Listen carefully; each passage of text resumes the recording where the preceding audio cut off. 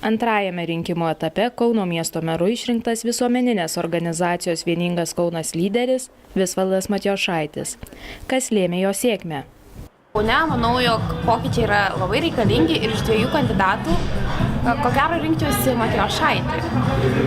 Nors jo politinė programa manęs ir nežavi, kadangi yra labai abstrakti, vis dėlto susitikinus jau Kaunui tikrai reikia pokyčių. Balsavau už Kupčinską. Kas daug nepasikeis, nes meras neturi labai daug įgaliojimų. Man atrodo, reikėtų susitelkti į tarybą daugiau, rinkti tarybą. Didžiausia problema, kad nei už tą nenorėčiau. Dėl ko, gal pasakyti?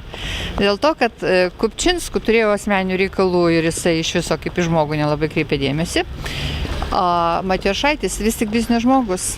Tai tegul ant, kaip sakant, vieno užpakalio ant dviejų kėdžių nelabai jam sakyčiau, kad išeina.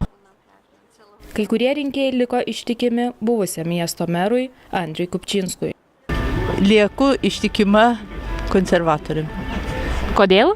Todėl, kad aš visą laiką už juos balsuoju, skaitau, kad tai patriotiškiausia partija Lietuvoje. Nežinau, tikriausiai už dabartinį merą nebalsuosiu. Daug laiko praėjo, pakankamai padirba, tai matyti reikia užleisti poziciją tam, kuris galbūt tvarkytųsi geriau mūsų mieste. Visvaldas Matijošaitis laimėjo 26% balsų persvarą. Būsimi darbai parodys, ar naujasis meras dirbs miestiečiams, ar ieškos naudos sau.